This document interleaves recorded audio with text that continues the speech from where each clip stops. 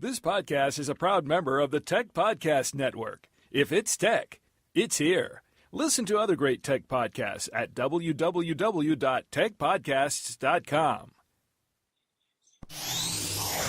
This is Techwebcast. Computers, Technology, gadgets, and other geeky stuff. It's on iTunes. It's awesome. And it's from the future. Follow us at twitter.com/techwebcast. And On Facebook and check techwebcast.info for info. Techwebcast. Turn on, tune in, drop on.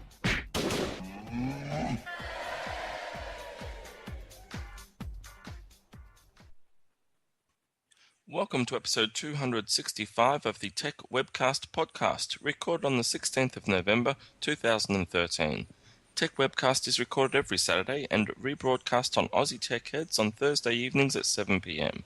Please rate us on iTunes and like us at facebook.com/techwebcast. Your hosts today are Brad, Jody, Hanna Silva, Jacob, Brent, and myself, Andrew. And our special guest today is Shanelle Clapham, Digital Marketing Specialist from Sydney, Australia. How are you doing there, Brad? Hello, Mr. Andrew. How are you, buddy? I'm doing very well, thanks, mate. Mate, what a week we've had. We've had a pretty busy week. Lots and lots happening. We have indeed. Let's kick off with the Robert Scoble. Yeah, we Robert Scoble, Shell Israel, Brian Solis. There's three big names in social and tech. They have been out in Melbourne, Australia, our playground, Brad, this week for a digital summit that Telstra put on. So that's been really cool, and yeah, there's been a lot happening. All right, we'll get there in a minute, and welcome Jody on. Welcome, Jody. Thank you, Brad. I'm glad to be here. Okay, and also we have Jacob on. Welcome again, Jacob, back to the show. Thank you very much, Brad. How was your day? My day is going good as always, mate. But Andrew? Oh, God.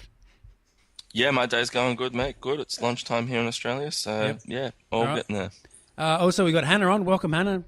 Good to have you on again, Hanna Silva. She muted. Hello. Yeah, sorry. Hi. Thanks for having me. No problem. I tried to unmute myself, and then I got the spinning wheel of death. So I'm just like, oh crap, what's my computer gonna do? All right. Anyway, it's all fine. Good stuff. Who else we got? Andrew. Chanelle's on. Welcome, Shanelle. You're the guest today. Hi. Thanks for having me. No Happy problem. to be here. Good stuff. And you've been on many podcasts at all? No, I've done a couple of radio interviews and some print stuff, but no, my first podcast. Oh, good one. What radio stations were you on? Oh, no, just a little like local radio, FBI and Northern Beaches one. Oh, yeah. Cool. That's still good. Brent, how are you? You know. Cool stuff. Brent, welcome, mate. Hey, Brad. Thanks for having me. Glad to be back. Good to have you on as well, mate. Andrew, anyone else I missed? I think so. I think that's about it, Brad. So, all right. Let's get into it. So Jody wants to know about Robert Scoble. So want to give us a quick rundown, Andrew? Yeah, sure. We, as I said, Robert Scoble, Shell Israel, Brian Solis have been in Melbourne town this week for the Telstra Digital Summit, which was a fantastic conference put on by Telstra, and just going through, digital, social marketing, these sorts of things. There were about 300 people invited, which is actually quite a small room for those guys to address. And, I went down to the after party for that as well.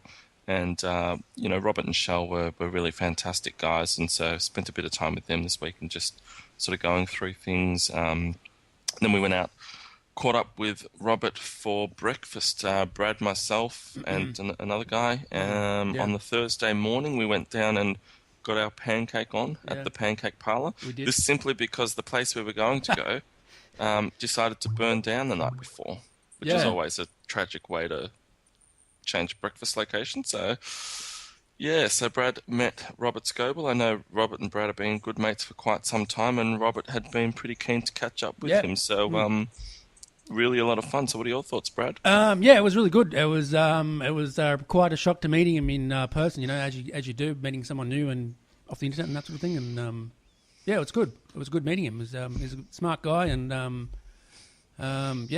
got to try Google Glass, and that was quite fun. So, And what did you think of it? It was okay. I probably wouldn't buy a pair because they're very awkward to use and that sort of thing. It's not worth $1,500. No, in your they're not. opinion? No, they're not. All it is just a piece of metal and yeah. What Andrew, do you what do you hey, reckon? Brad, what do you think they're worth? About $250. Thank you. Andrew, what about you? What are your view on the glass?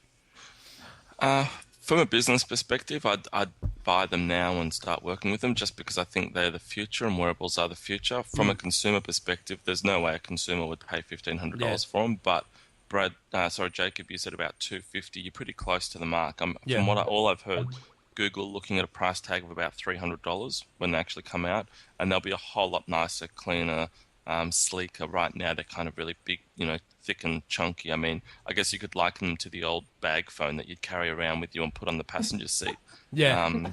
That's kind of where they are at the moment. And, it's functionality over form. People did that because, it sucked to do that. But functionality was, hey, I could make a phone call, which was something I couldn't do before. With the Google Glass, it's a bit difficult because most of what you can do on Glass, you can do on your phone. It's just a little bit better experience with Glass. But I think once the form comes to the fore, then functionality will start to become pretty good too. And $300 price tag, I think they'll all take them on once it's ready to go. Yeah. I just found looking through that small little window was a bit hard, Yeah, but riding a bike was. What's that, Shanelle? You can only wear them for about an hour, can't you? Like people are getting headaches if they use them for too long. Yeah, I think so. Is that correct, Andrew? Was Robert getting? I've heard that. I think that's it's a good point, Chanel. I mean, some people have a problem looking at them because they have. It's like those old books where you've got to sort of concentrate, and all of a sudden a giraffe comes out of all of these coloured dots. It's sort of like that for some people where they don't have this cognitive focus through the actual thing, and so they're concentrating all the time, and it gives them a bit of a headache. I'm fine with it, and apparently that's a low percentage of people, but a couple of percent of people do have that particular problem, which I guess commercially is massive. For Google, that's a big number, but it'd be interesting. Like if you go and buy it, and that happens, and you get a headache in a day or two, what happens? Like, will they give you a refund or something? Well, I think it's a really bad brand experience. Yeah, it really is. It really is. And obviously, it's not going to make you an advocate, and it doesn't make you want to keep trying. No, and if you have a really bad experience like that, as you'd know, Chanel, in digital marketing and things, you're going to go and tell everyone that they suck. So that's pretty bad. As Brad just has. Yeah. Well, it wasn't that bad, but it was okay. But it was just too hard to see the window. That small window, Andrew.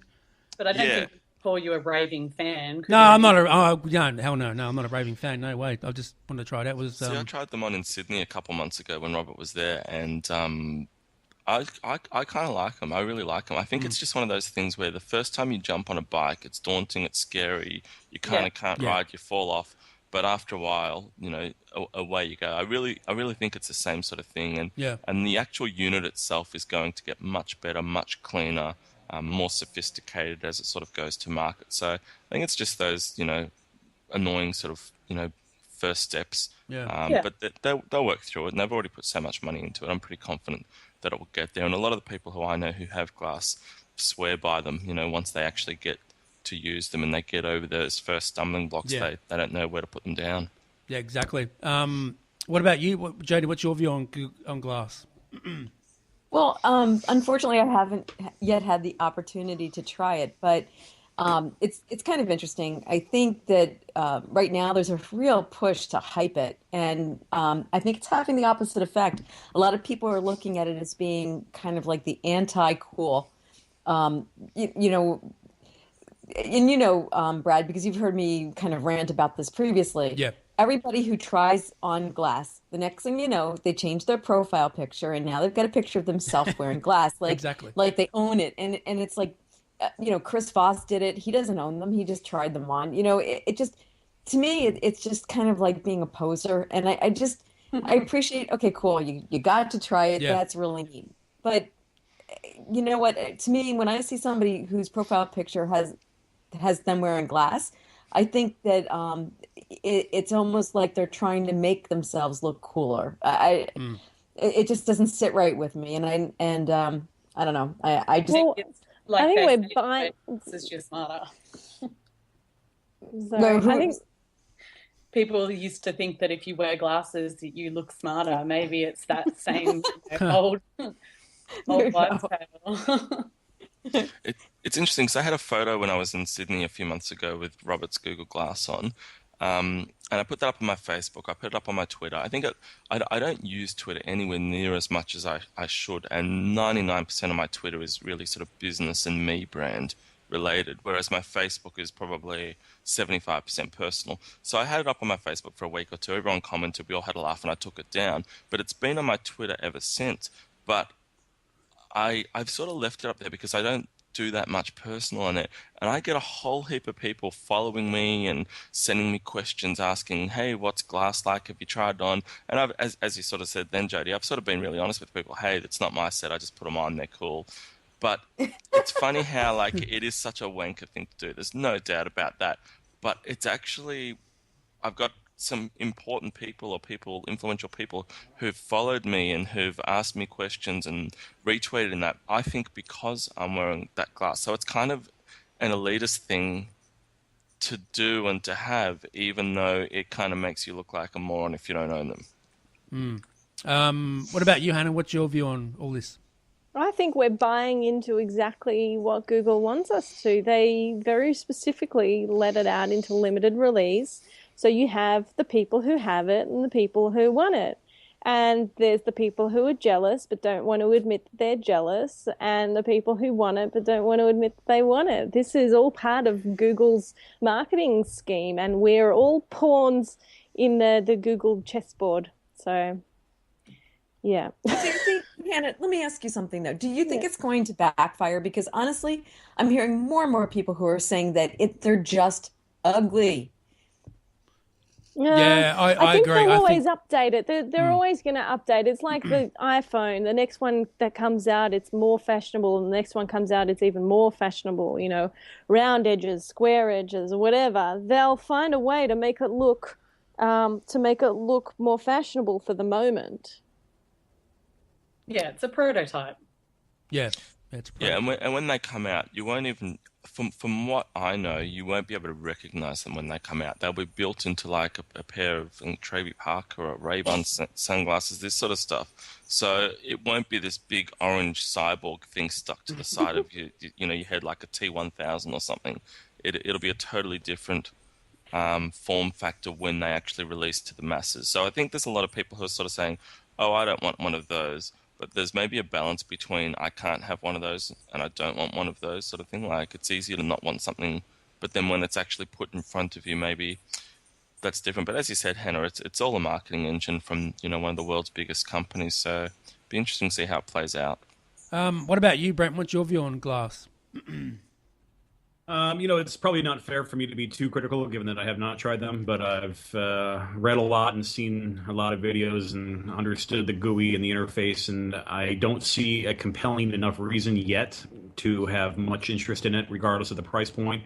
Wearing something on my head that doesn't really add any new functionality that my smartphone can't do isn't too compelling. Yeah, it'll make things easier, and that's great, but at what cost, at what drawbacks? I think wearables is clearly the future. I think a watch is probably the first thing we'll see before any head-mounted wearables become reality. It's funny though, because you've got things like Snapchat now. Obviously, Snapchat, you take a photo, you send it. One of the things, I was reading an article yesterday, they're all about user experience. How can we get the quickest possible experience to a finished process? How can we get someone to take a photo and send it as quickly as possible? And Brad and I tried on Robert's glass, and it was interesting. A few months ago, he had a photo up on his Facebook of one of his kids doing something a bit stupid or a bit silly, but it was one of those candid, captured moments. And he sort of said that he was able to click the side of his glass and say, "Okay, glass, take a photo," and that was a 3 or 4 second process. This versus finding your camera, bringing it out of your pocket, opening your phone up, clicking on the camera, doing this, zoom, click.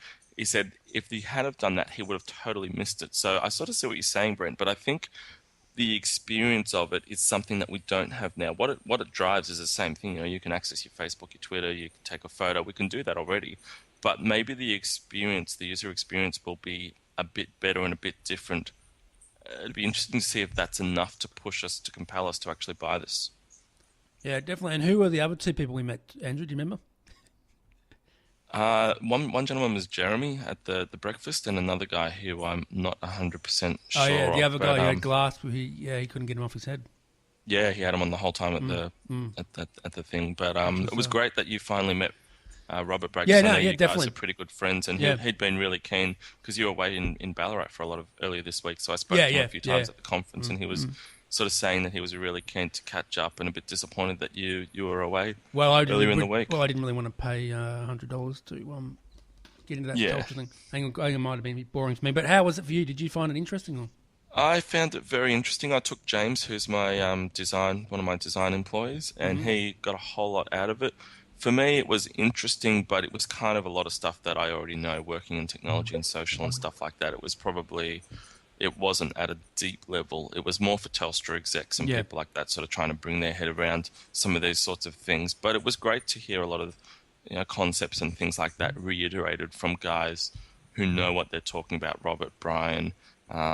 So it was kind of, for me, a confidence push that where my company Zafo is sort of moving in the right direction with a few things. I thought. Yeah, definitely. And he's going to help you as well with the promoting and stuff, isn't he? Maybe. He put a post up about us on his Instagram during the week, which was nice. Yeah, it was very good, very cool. So, Jody, have you met Robert before? Have you at all? Or?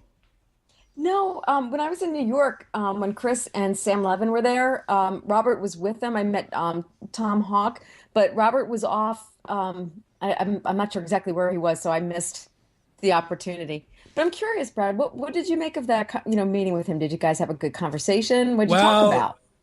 To be honest, I sort of talked to him a little bit better. I think the other two guys were there. They sort of talked a lot, and I sort of couldn't really talk because they were talking about other stuff, and I just found it a bit hard to talk to him.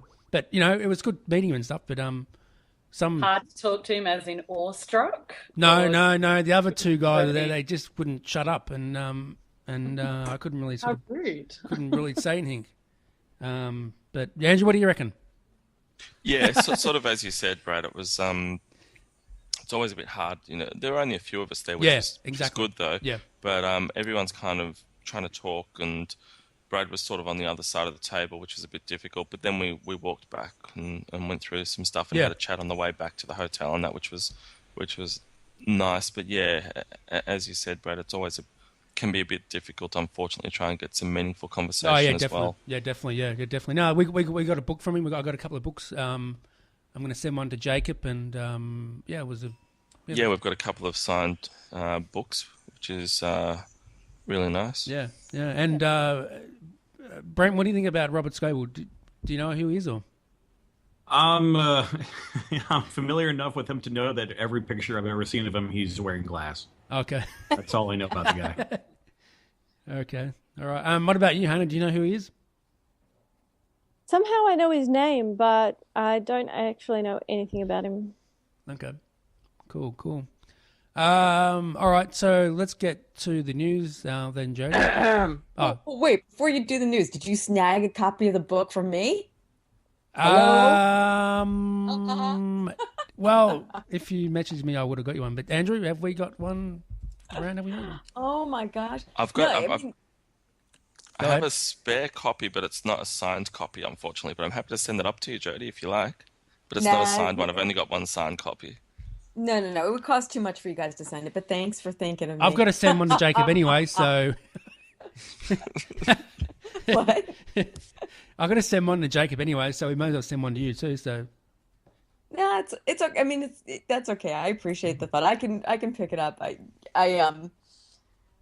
think Scoble's brilliant, and I enjoy his rants and his raves. Yeah. And yes, he does wear glass, but you know what? He truly is one of the first people that they would have test it and try it out, because that's what he does. Yeah, definitely. Yeah. So he's one of the few people that can get away with it, I think. Yeah, for sure. For sure.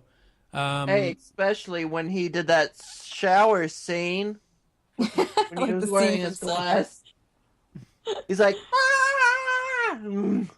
All right. His wife actually took that photo. Yeah, good fun. Yeah. So we got some news items today, Yes, we Jody? We do. Thanks to Jacob. So apparently Google Music has arrived on iOS and they're including a free month of all access radio.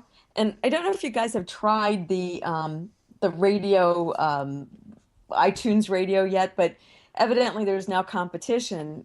Google Play Music arrived on iOS following reports earlier this week that the launch was imminent, and the app, which is going to compete with Apple's iTunes Radio and other streaming music options like Pandora, Spotify, and Rdio, offers a standard surface and also an all-access option, both of which allow you to store your music collection on the cloud. You can stream songs to your device, and that way you don't have to save them locally. If you use the standard service, you can add up to 20,000 of your own songs to the cloud storage. But if you have the all access, you can listen to unlimited songs. And if you choose to upgrade, it's $9.99 a month. And this all access service allows you to be able to stream songs through the radio option, as well as tracks from your own collection. You can also explore various curated sections, including new releases, staff picks, other playlists.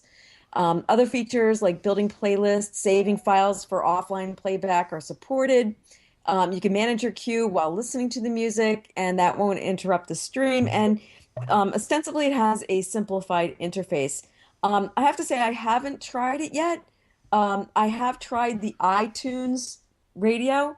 What I like about the iTunes radio is that you can add different stations depending upon the type of music that you like. What I don't like is that it appears to be very limited. I don't know. Have you guys tried iTunes Radio, or have you explored this this new Google Play Music function? Yeah, first thing, iTunes Radio is unavailable in Australia. It's coming soon, apparently. Yeah, I've tried Google Play Music and I love it. I reckon it's a really nice app, and yeah, works great on Chromecast. Jacob, I know you want to say something. Go ahead. No, I was clearing my throat. Oh, okay, sorry. Andrew, what about you? But yeah, I've not tried it before, to be honest. I think it's it's cool that Google's getting into this space, but I'm not a huge fan. You know, they do so much, and I think they've got a lot of work uphill to try and beat the experience and the momentum that Spotify have at the moment. So, it's cool that they're doing it, but I'm not going to be one of the early adopters. I really love the I've been using my Chromecast because, as you know, I bought a new amp the other day, Andrew, and I plugged in my Chromecast, and that works fantastic. And speaking of Chromecast, I got one myself. Really? Yes. That's very cool.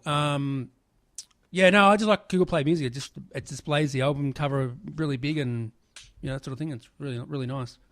Are you going to do the $9.99 a month version, or are you doing the free version? Doing the paid version. Didn't offer me the free trial. Oh, because okay. I've had it for a while, I think. But yeah. So $9.95 a month. So you'll pay the $120 a year for that, Brad. I'm paying $10 a month. Interesting. Yeah.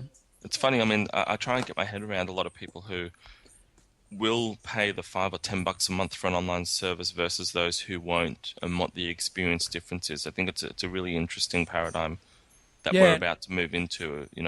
Services, whether you take the lesser version for free with ad, or whether you pay for premium content. I think it's more about whether you want to own your music or you're happy to just listen. I think I agree that streaming is the future. I use Netflix. I don't use any music streaming because I buy every album or single that I want.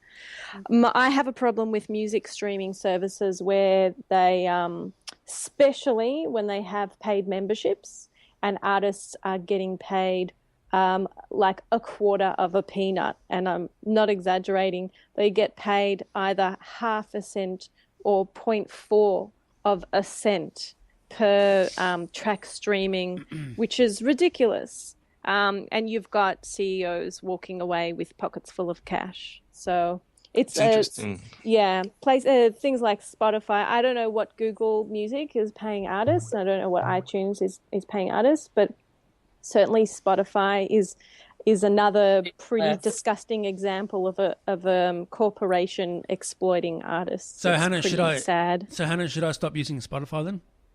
I'm not going to tell you what to do, but you should make an informed decision, knowing that by paying for Spotify, you're not paying artists, you're paying that men, fat white men. Okay then. You're paying Sean Parker. You're filling his Sitting in- pockets. Yeah, sitting But in it's an interesting. office and going, ha ha ha, those silly musicians. I'm all the richer for it. I mean, Hannah, we know that you're into music. You're an artist yourself, so this is probably quite a sensitive or touchy topic perhaps for you. But what about? I mean, some people might use Spotify because they like online, they like streaming, they love the ease of I want to listen to this next. That's what At I was least the saying. artist is getting something. Is that better than nothing, or do you think it's blocking sales at the CD shop as well?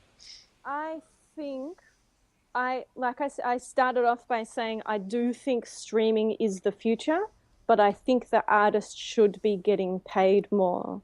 I think that paying an artist half or less than half of a cent for someone to listen to their tune just is not enough. Yeah. So I think, yes, let's go streaming, let's develop it, but come on, let's be fair to artists. I mean, for goodness sake, that's why people are there. They're not there for the interface. They're not there to listen to advertisements. They're there to listen to the music. Yeah. Why are the artists not getting paid more? Yeah, absolutely. And I think Metallica helped really sort of bring that to the front with Spotify very early on in the relationship. Yeah, and also most recently Nigel Godrich, I don't know if that's how you say his name, and of course Tom York from Radiohead. They've been boycotting Spotify as well. So yeah, Giving away their music. Yeah. Okay. What about you, Brent? What's your view on that? I think my view is one that's shared by a lot of people that I know, which is that music and TVs fall under one bucket of something you want to stream and something you want to experience once, but not necessarily own. But music lives in a very, very different bucket where I use streaming services for discovery, but I want to own my music. I always want to know what's going to be played when I really want to listen to something and not be subject to the whim of an iTunes radio stream or a Spotify playlist or a Pandora favorite list or whatever. So, I like going with the free options. I don't want to pay $100 a year for a streaming service and at the end of the year own nothing from it. That just won't work for me. Exactly. And I bought the new Eminem album off iTunes, by the way, too, which is a good album. Jacob, what about you?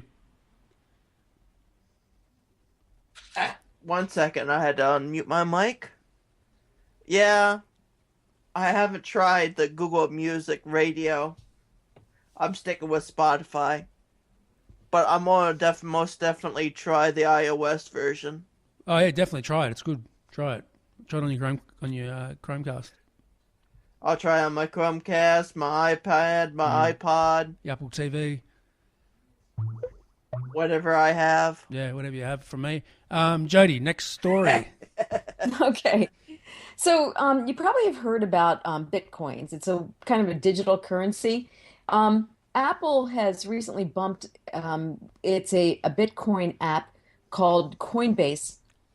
And what Coinbase does is it makes it easy for an average person or business to use this digital currency. And evidently, nobody seems to know exactly why Apple bumped it, but it's still available on the Android store. So that's pretty much the story. Okay.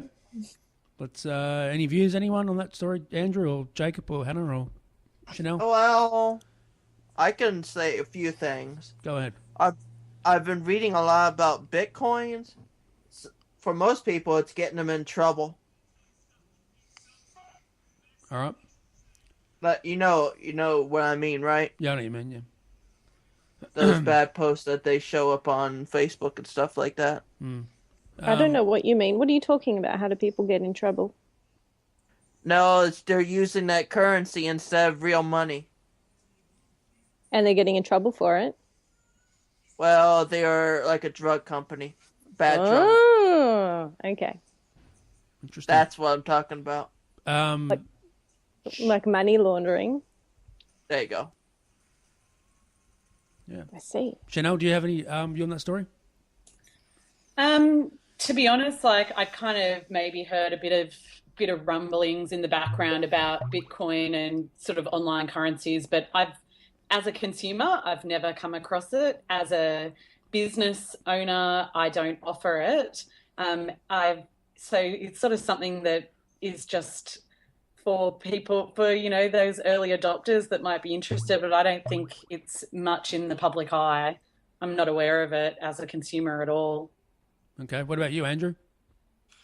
Yeah, Bitcoin is it's really not Australia. I mean, it's very much, the west side of the US that plays in Bitcoin. I think it's for people who find high risk ventures boring. It's sort of it's just another world. I mean, I saw some people, I think Ben Power or someone during the week was saying that, they bought them for $50 and now they're worth 400, and like it's just so up and down, and to know when to get in and when to get out. And there's all these people who are, I mean, they now have an ATM that dispenses Bitcoins in San Francisco. So I don't know. I think it's cool, but it's just a bit too far-fetched for me. I mean, maybe one day, but certainly not going to be an early adopter for that, because I think there's a lot of people who have lost money and who will lose money yet. What about you, Jody?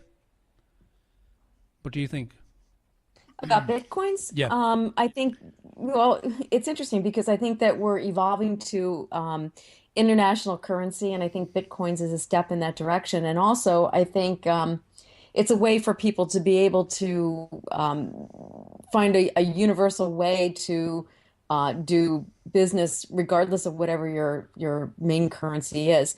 My fear is that the large organizations like Facebook may have an advantage and could potentially wreak havoc. I mean, not to say that they would, but there could be some difficulty with this digital currency and the way it interacts with national currencies. So I think the whole bit currency thing is still shaking out. I'm not sure that it's resolved to where it needs to be. Okay. And there's policy that has to be put into place, and I'm not, I mean, who oversees it? And I don't know that there is any one entity that would oversee it. All right. Good stuff. Next story. Okay, next story. So apparently the court ordered the Homeland Security to release what's called a kill switch protocol for cell phones. And government agencies have defended the right to this so-called kill switch for cell phones. And what this means, it's the ability to shut down cell service for an entire area in the case of, let's say, a remote activated bomb threat or some other extreme scenario. But until now, the legalities of activating that switch, which were detailed in a document named SOP 303, have been a national secret, and it's been known only to government officials.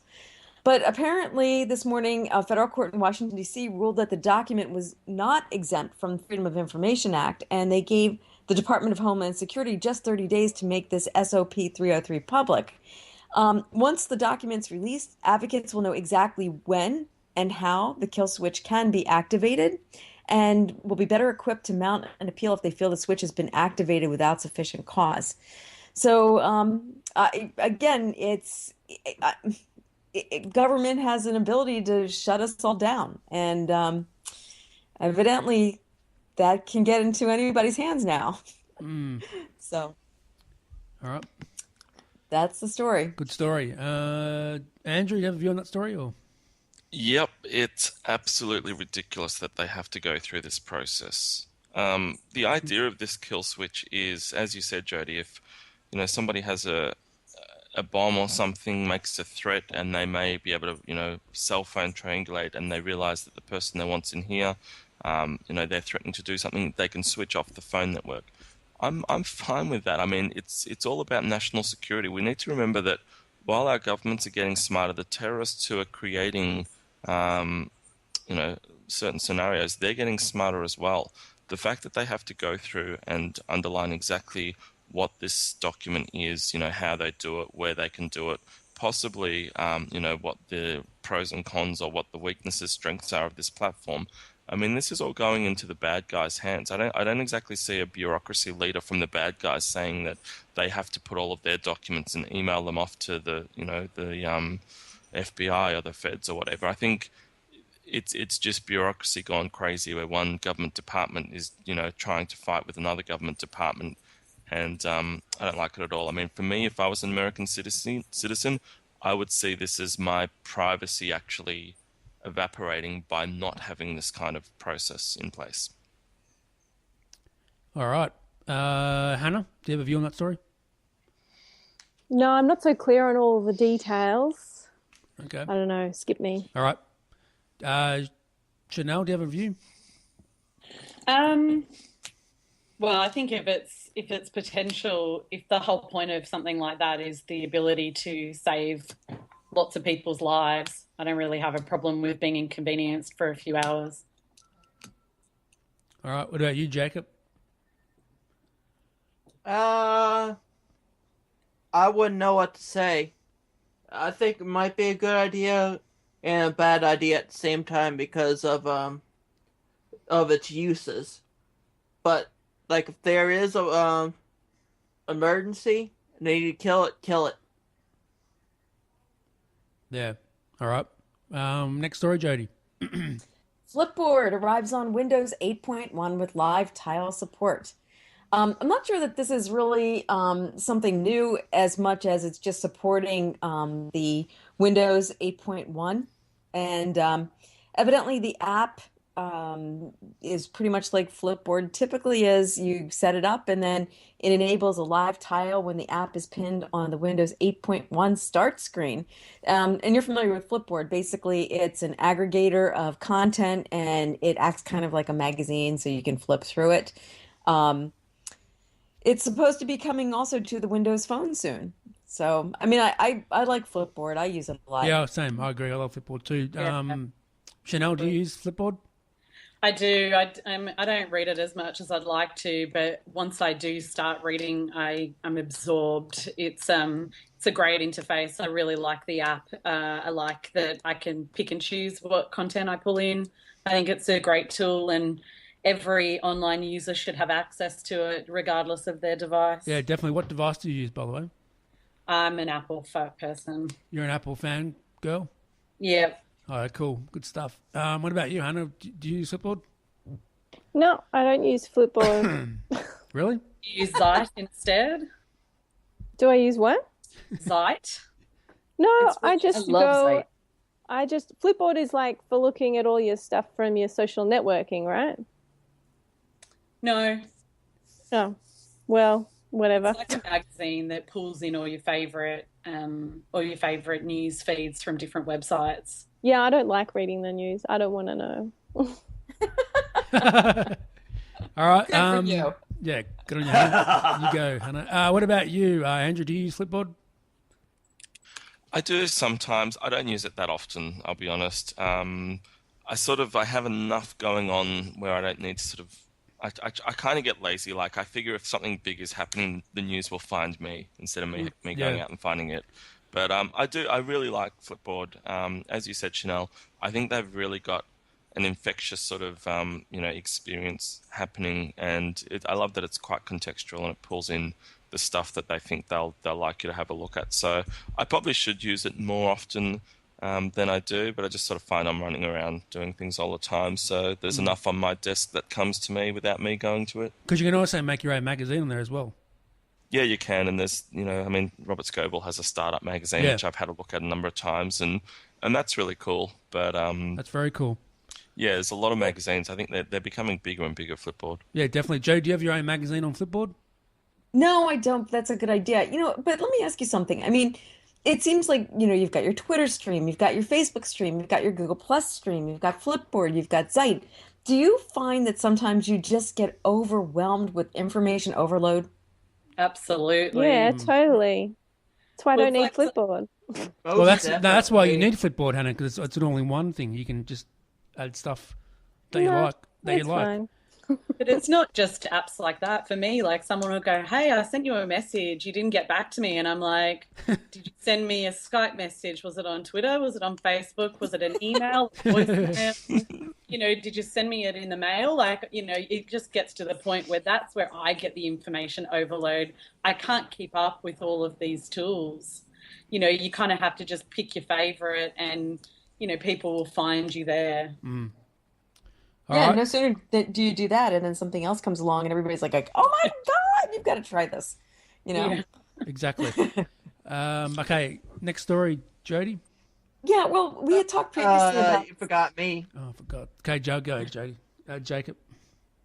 Well, what I was going to say, Flipboard, I've used it, but sometimes it's just not there for me because sometimes the stories are just stunk. Well, you probably haven't picked the right categories and stuff, mate. Oh yeah, I have like 10 categories. They're all tech. Well, what can I say to you? Don't know. Maybe you need to pick 11. What's that, Jody? Maybe he needs to pick 11. Yeah, maybe. Yeah. Okay, I'll probably have to re-download the app. And make your own magazine while you're on that too. You'll probably like my magazine. No, I wouldn't. Next story. Oh my goodness.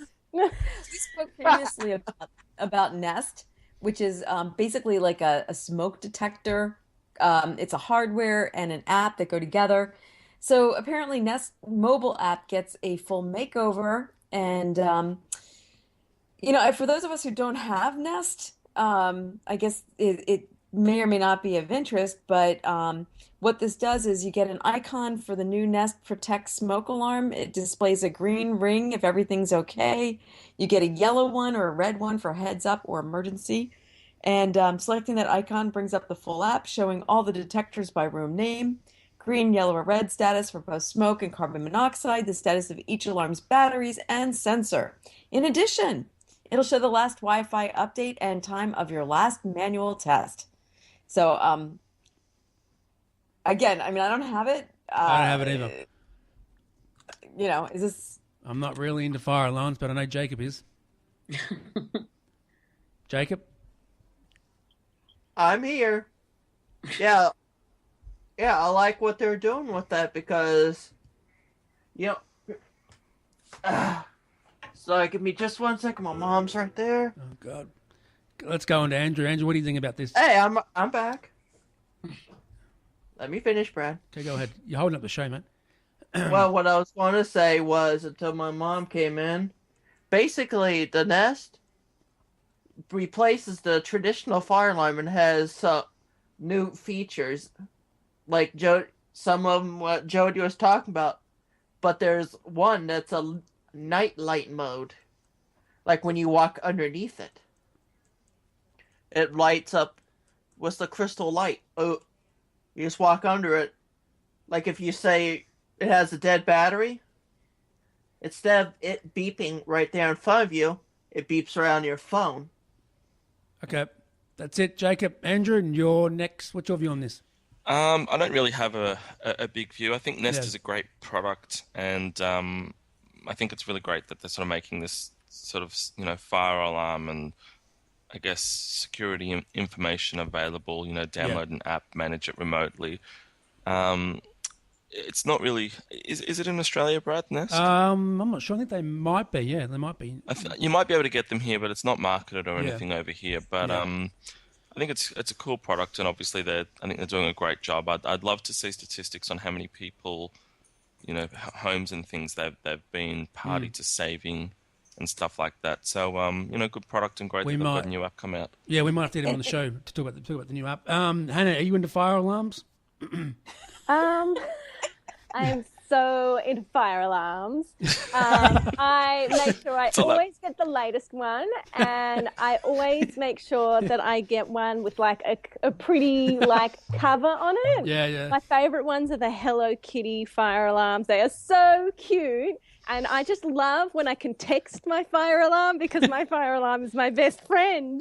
Have you upgraded to Fire OS 7 yet? Oh my God, of course I did. I did it as soon as it came out. I was like the first person to do it. Can't believe you didn't even know that. Jeez. Oh boy. But Andrew, you had a really interesting point, and that has to do with this whole kind of genre of apps, where you've got the app on your phone and it integrates with some kind of hardware. I recently bought, it was a Kickstarter, and it's a device that hooks into your car, and then there's an app that's on your iPhone, and what it does is it tells you how you're driving, what kind of fuel efficiency you're getting. If you hard brake, it gives you like a little alarm to try to teach you not to do that kind of thing or accelerate too quickly. And the goal is to obviously improve your fuel efficiency. So that's one kind of hardware to app. This is another one. Nest is another one. There's another one. I ordered it online. It's another kind of Kickstarter called Canary. I don't know if you guys have heard of that one, but that's a device that you put in the house, and it's kind of a security device. It's got a camera. It monitors the environment. It sends you reports about the temperature in your house, the humidity. If there's, like you can talk to your dog if you wanted to. So, and it's all done through your iPhone. So I think, really, if there's any point of the story, it's that there's this new evolution that has to do with app on your phone, Yeah. and how it relates to a device, a hardware device. Yeah, definitely. Yep. Good point. Shanelle, what about you? Do you have a fire alarm at your place? I do have a fire alarm. It gets checked regularly, but I don't think I would spend much time looking at an app on my phone about my fire alarm. I would hope that I was alerted by the noise first. Yeah, definitely. Hey, you can be alerted by my picture. Well, if you want to ask anything about fire alarms, just go to Jacob and he'll tell you. Yeah, Hey, keep that in mind. Yeah. My picture is the Nest fire alarm. Oh, great. I basically think that some dudes went, okay, we've got to make some money. What can we do? What doesn't exist on the market? I know, let's make an app for your fire alarm. I think it's something totally unnecessary. It's something that is like just for fun, and the old school fire alarms are just fine. Exactly, and I agree. don't mind when they beep at me because they need the battery changed. It's fine. Exactly. I'll change the battery. Exactly, and I'm sure them Nest things are very dear to buy too. They wouldn't be cheap either. $129 a piece. 129. Oh, Jesus. God. Okay. Okay, why don't we push through the last couple Yeah, of stories, let's do and then we will hear all about Shanelle and Yep. what she's been up to. Definitely. Go ahead, Jody. One more quick story, and it's kind of interesting. I don't know if you guys in Australia, but the U.S., even carriers look the phone so that it will only work on that carrier. And apparently the FCC, the Federal Communications Committee chairperson, is telling the carriers to get on board with this, let people unlock their phones or else. What's interesting is when you get a phone and it's locked only to that carrier, obviously you're not able to switch if somebody has a program or a rate. You're still buying the phone. So what they're trying to tell us to do is to provide a clear, concise, and readily accessible policy online to unlock mobile devices for legitimate owners of devices when their service contract has been fulfilled. So we don't get to unlock it right now once we've done our 2 years or whatever the heck it is. To customers, their devices are eligible to be unlocked and or automatically unlock this device for free. To unlock or provide an explanation of denial of the unlock request with days to unlock devices for military men and women on deployment. So, it's interesting, it's a lot of weird stuff that goes on with these phone and their contracts. Weird being a technical term. But even down to the extent where we've had a lot of incidents, and I don't know, again, you guys, if you have the same situation in Australia, but we've had a lot of incidents where phones get stolen from them, and somebody can get a phone and they can sell it, and within each phone there's a way that they would be able to keep the phone and therefore prevent it being sold. But most of the carriers don't do anything. Apple only recently has done the spam protection on the 5S, and they also have the Find My Phone, or it's a free app. Most carriers and most of the cell phone manufacturers are not doing anything to prevent people from stealing phones, and as you know, they're a hot commodity. So that's kind of the and I'm curious, and Brad, I'm going to ask you. I mean, what do you guys do?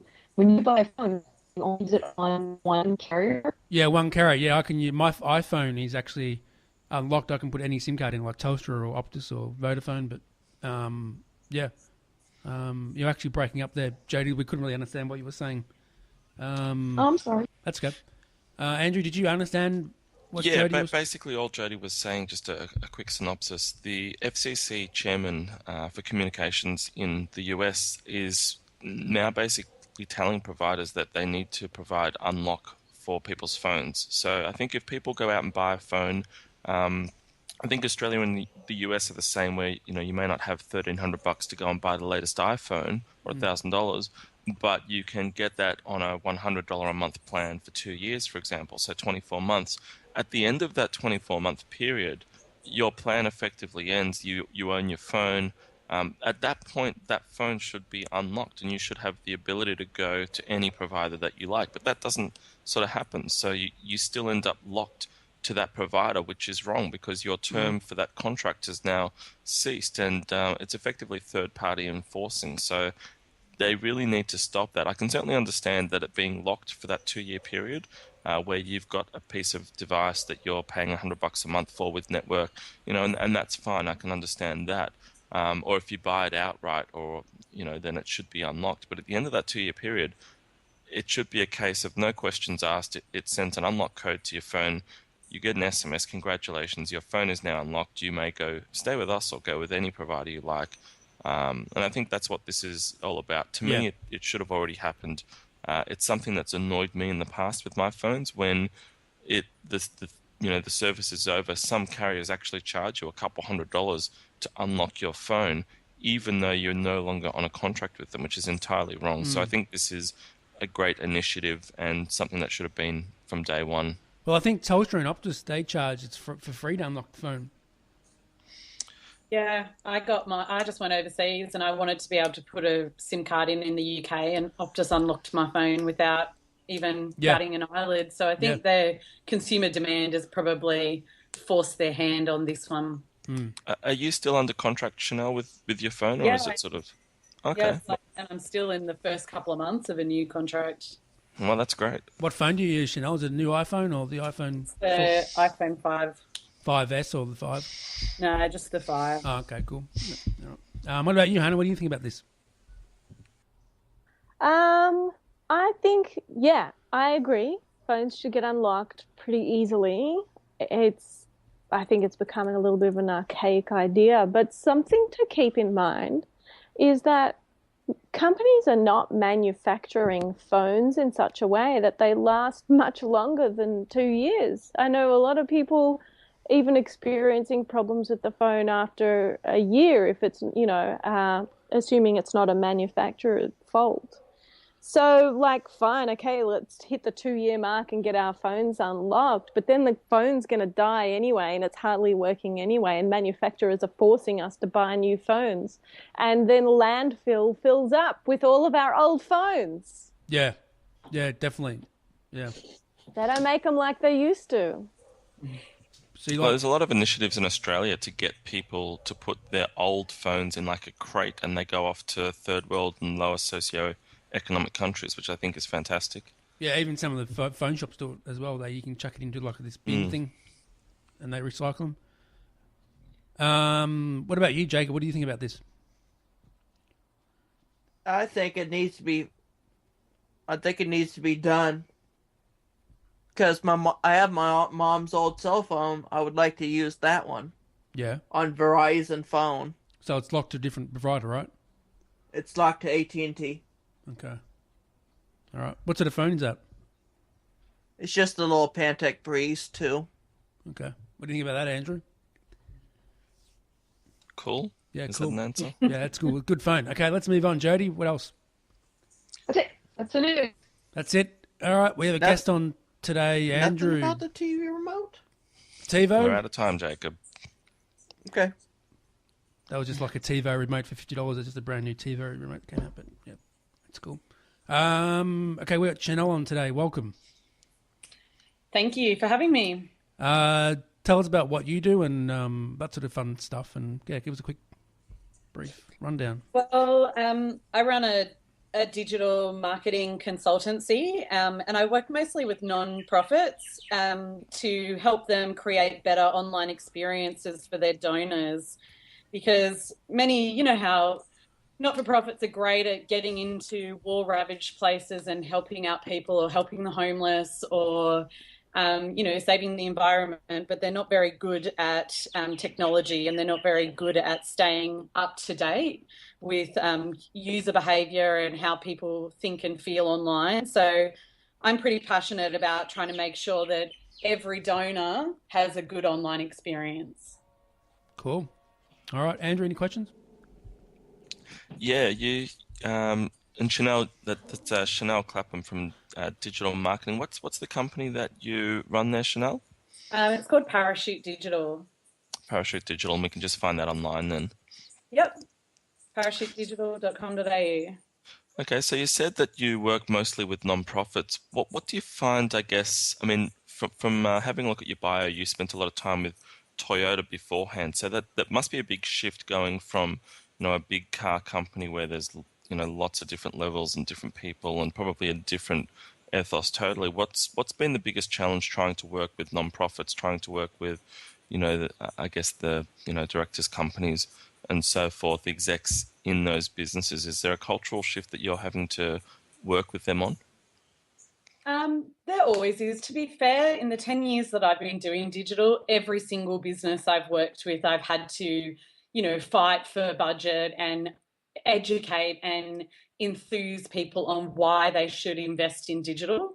So it's not, the non-profit industry is further behind, and the conversations that I have to have with them are conversations I was having in the corporate world, 7 or 8 years ago. But in general, a lot of senior executives are still pretty scared of this space. There's a feeling that they don't understand it, that they're out of touch, it's out of their comfort zone. And because of that, they tend to be slow to adopt these things or to recommend them to their boards or something. It really takes a strong champion and a strong advocate at kind of middle management level to kind of take it up through the ranks.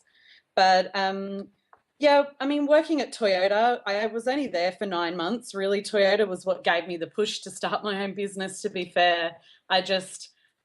For me, I am doing this because as a marketer, you need to care about what you're marketing, and you're you're selling and you're promoting products to consumers, and you're trying to encourage them to buy them.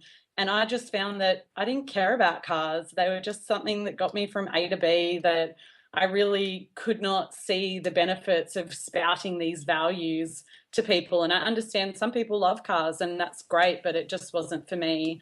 I want to spend my time trying to make the world a better place and not just make more money.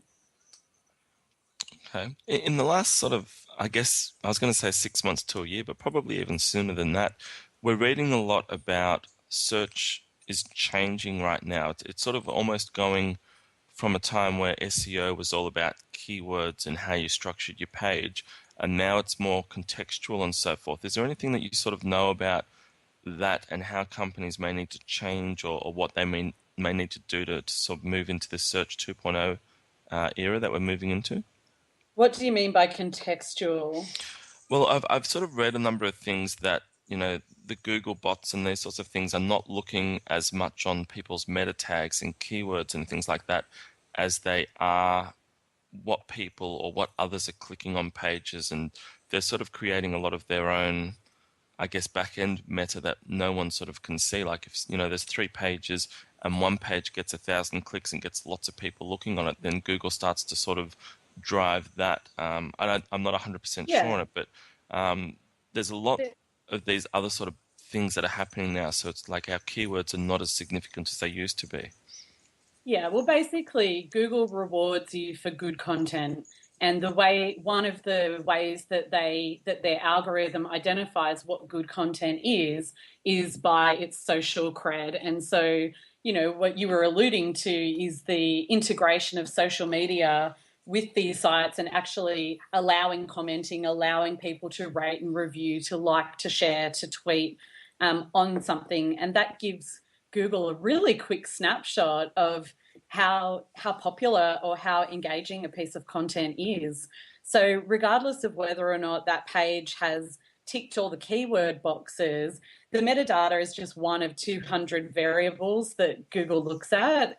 And now Google can, if you're using Google Analytics, then they immediately have access to how many people have looked at any given page, and then can identify from the social sharing and liking and tweeting and whatnot, that they can get a quick snapshot of what percentage of people were compelled by that content to share it on or to engage with it in another way. So again, it's just one of a number of things you have to do right to rank well in search engines, but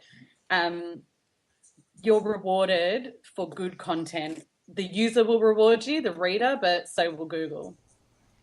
All right. Hanna, do you have any questions? No, I'm just listening. Okay.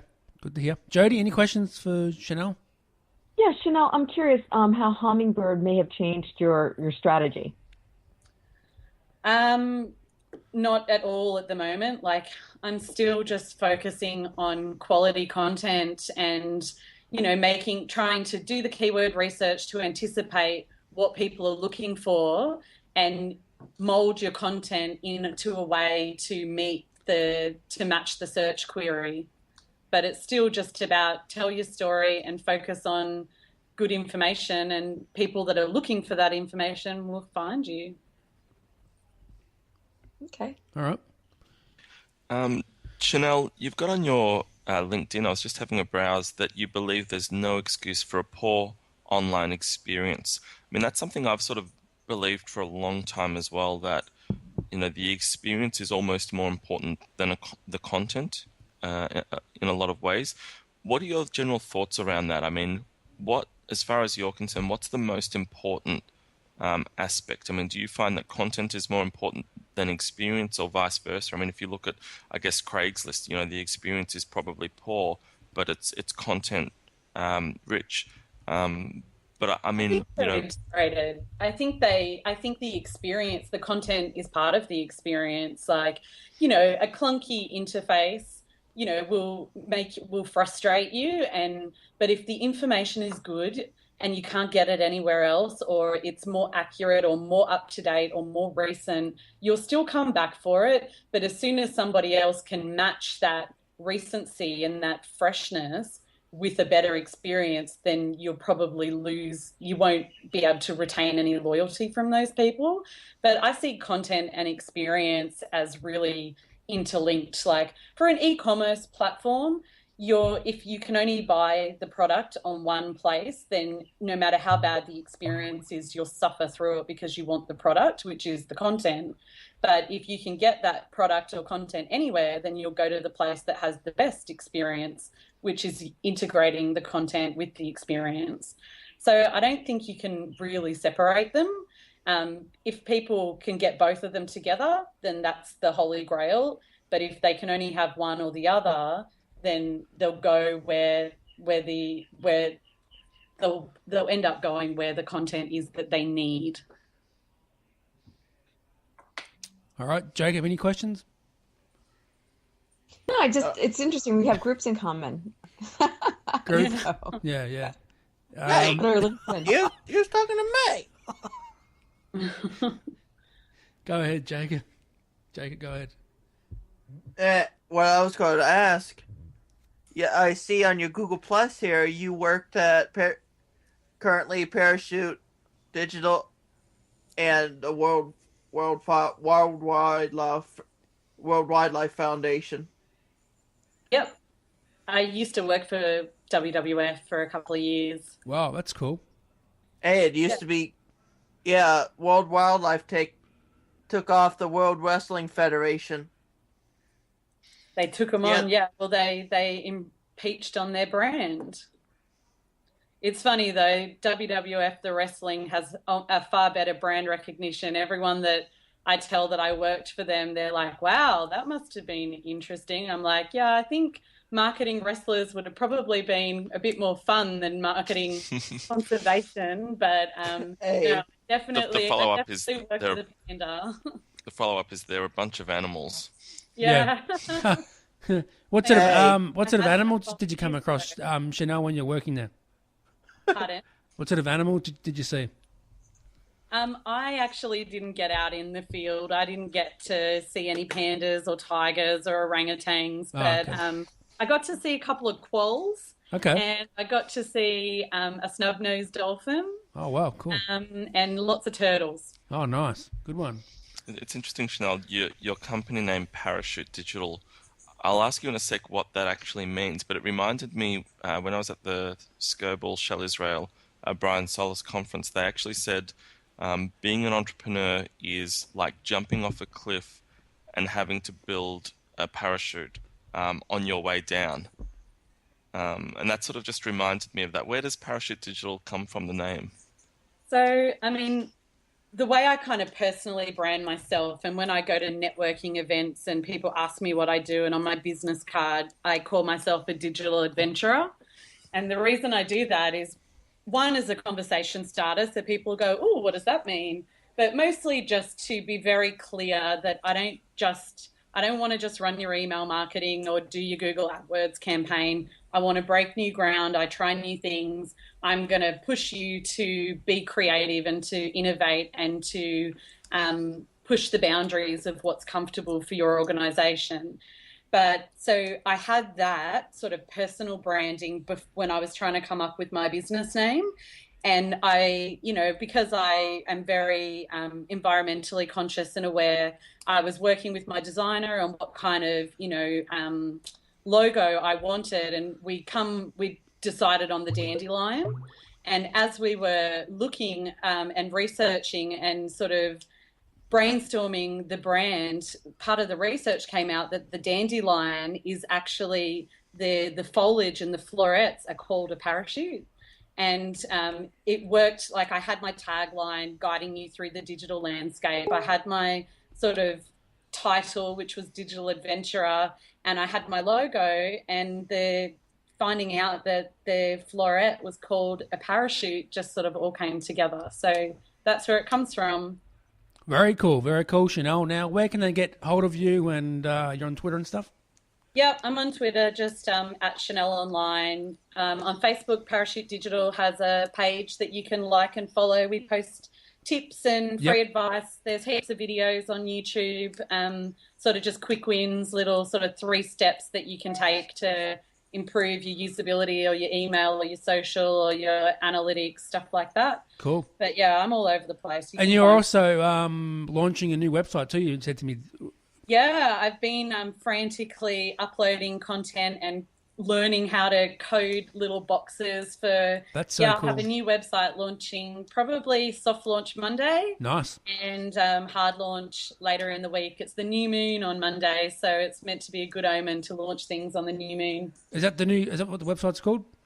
No, it's called Parachute Digital Marketing. Okay. .com.au. Okay. I thought it was something else. Sorry. So that's it. Hanna Silva. Is she there? Hanna. The mute button's top right, Hanna. Hanna, you there? Maybe she stepped We'll off. come back in a minute. Well, I was just going to ask you about the Apple TV. She got an Apple TV. But Andrew, what's your final view of the show and your email? Just quickly, Shanelle. So you're available, Parachute Digital, if other businesses or people want to get in touch with you and potentially talk to you about helping guide their social strategies. Yes, absolutely. So not just social, anything digital. So I work mostly with the overarching digital strategy and looking at how their website and mobile particularly integrates with their online. So sort of business readiness, getting digital ready. Most businesses trying to integrate it into their overall marketing or fundraising mix, but specifically non-profits or in the conservation or human rights and social justice space, homelessness and poverty, they're the things that I feel really strongly about. Okay, good. Great. Good stuff. And if you want to get a hold of me, then, Brad, it's just Facebook and Twitter is Cunning Drew, or get me at zarfo.com/@Andrew.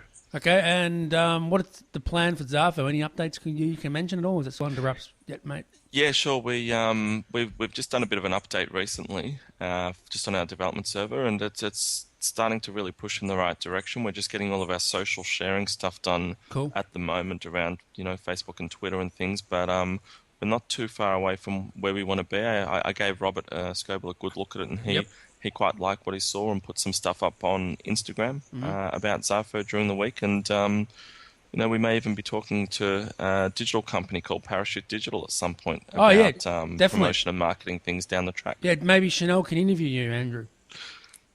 Maybe, we'll see. What's your final view on this show, Andrew? Did you love being on today, mate? Yeah, absolutely. And you haven't been on for a while. We've been away. Where you been? Yeah, I've sort of had a few things on lately. Last week, had my parents down from Queensland, so that sort of. Then I think I was on the week before, and then not the week before, so it's been a bit up and down. But yeah, it's been great to get back on and chat to yourself and Jody and everybody, and I really enjoyed the show today. It's been a very digital week with the digital summit from Telstra and Shanelle today, so I'll be enjoying a day off tomorrow. I might take my wife Christy and go see a movie and have some lunch and a bit of downtime. Good, yeah, way to go, mate. Enjoy that. You can get me on Twitter at Brados on Techwebcast. Shanelle, what's your final view of this show, and where can they get hold of you? Yeah, I've enjoyed just hearing you guys wax lyrical about the stuff that you love, and it's cool that you've taken the initiative to do this stuff. You can get me on Facebook, just Shanelle Clapham, or it's Shanelle SHANELLE, and you can find me on Twitter or on Google+. Sweet. And do you enjoy Google+, Shanelle? I do. I love the Google+ app on the iPhone. Phone, yep. I think that and Pinterest are the best sort of online the mobile experience for it. But I probably use Facebook more because that's where my friends are. Yeah. But I use Google+ a bit more for work. I find that I get more meaningful and high level conversations on Google+. Yeah, definitely. Hanna, you there? Yep.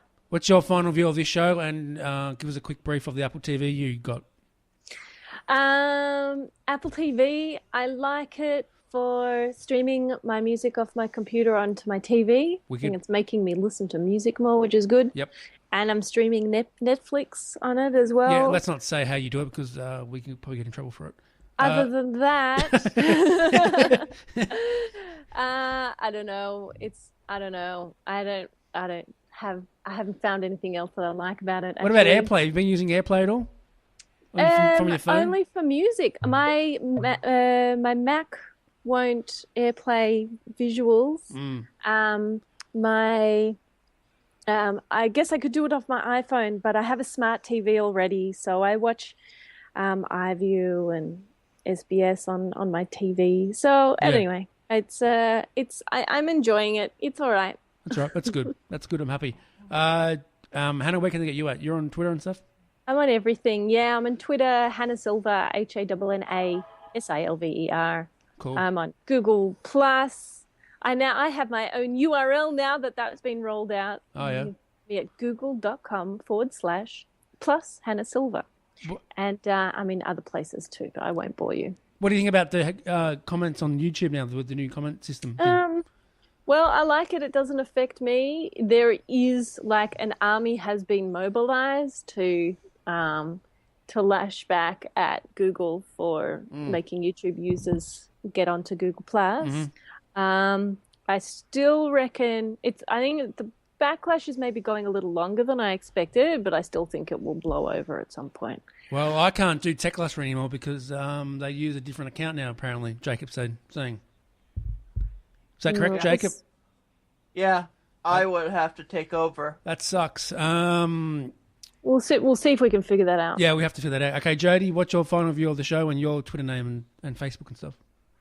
Well, the show, I really enjoyed speaking with everybody. Shanelle, it's a pleasure to meet you.